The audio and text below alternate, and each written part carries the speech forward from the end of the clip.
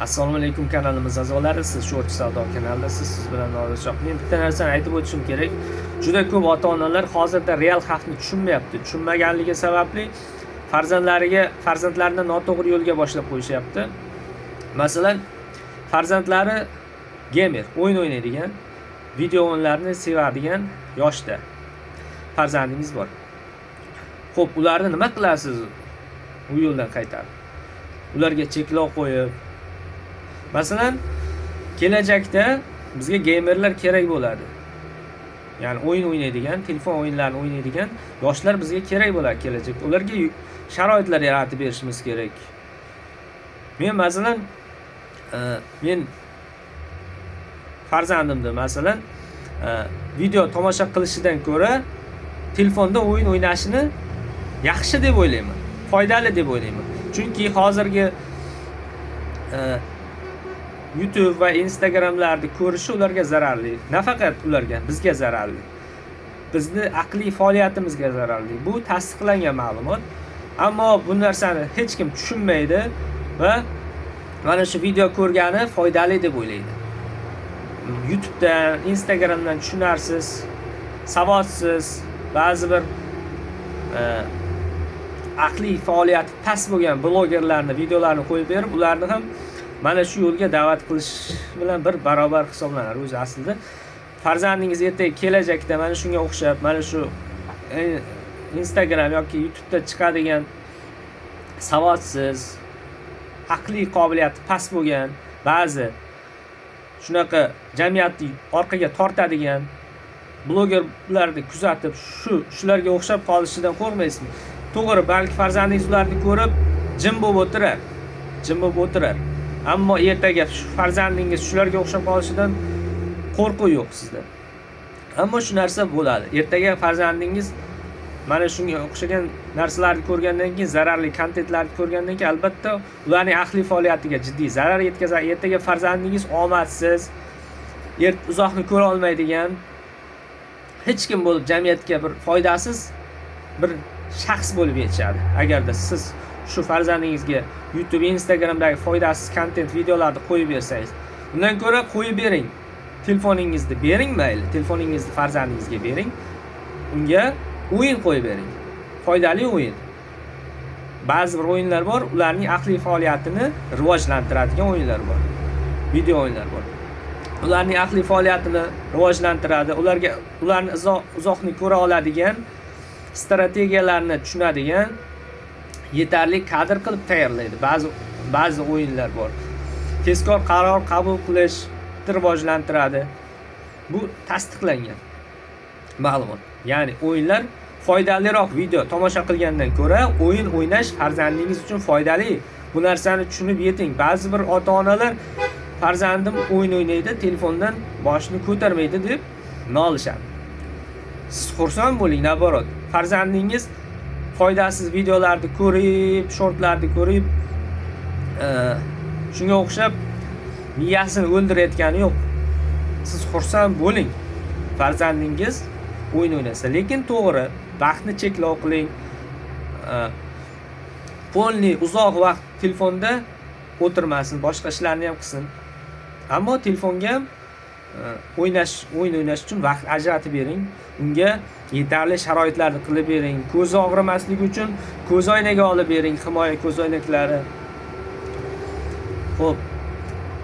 Yaxshi o'yinni o'ynash uchun kompyuter olib bering. Masalan, mutaxassis bo'lish uchun kelajakda bizga kerak. Mana shu gamerlar bizga kerak. Kelajak kasbi bu.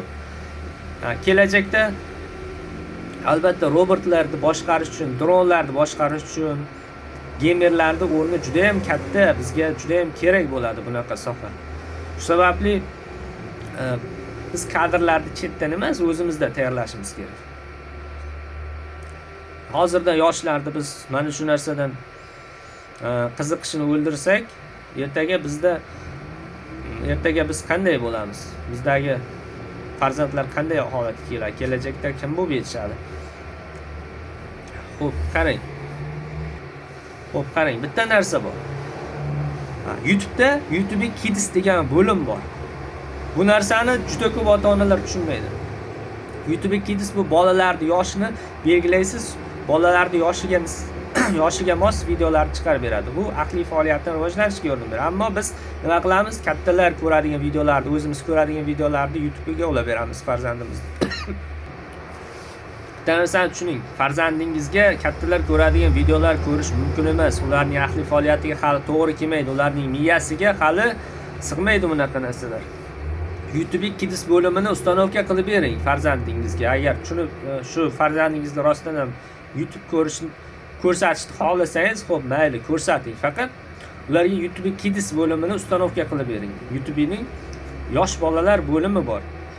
Ularning yoshiga nisbatan videolar chiqaradi. Foydali videolar chiqaradi, foydasiz emas. Hozir mana sun'iy intellektlarda multik videolar tayyorlanyapti. Unda bir ma'no yo'q. Bir tushunarli multik emas. Umuman tushunarsiz qilib ishlangan. Faqat ularga jiddiy grafikasi kuchli, rasmlarda zo'r montaj ishlari, chiroyli kadrlar bor, lekin unda bir ma'no yo'q. Avvalgi multiklarni ko'ring va hozirgi 3D modeldagi multfilmlarni ko'rsangiz yoki sun'iy intellektda yaratilgan multfilmlarni ko'rsangiz bir ma'no yo'q, bir mazmuni yo'q. Bir xil narsani boshqacha qilib ko'rsataveradi. Unda bir ma'no yo'q. Bitta rasmni boshqacha turda ham ko'rsataradi, yana boshqacha turda ham ko'rsataradi. Uni miyasini rivojlantiradimi u multiklar? Ko'rayotgan multiklar, sun'iy intellekt tomonidan yaratilgan multiklar. Shuni hozir yasab, blogerlar pul ishlayapti. Umuman ma'no yo'q. Ishonmasangiz, bu videolarni, ya'ni multiklarni ko'rib solishtirib ko'ring. Avvalgi multfilmlar bilan hozirgi yaratilayotgan multfilmlarni solishtiring. Uni oddiy bir savodi yo'q, ba'zi bir oddiy blogerchalar yaratyapti. Shu multfilmlarni pul ishlash maqsadida.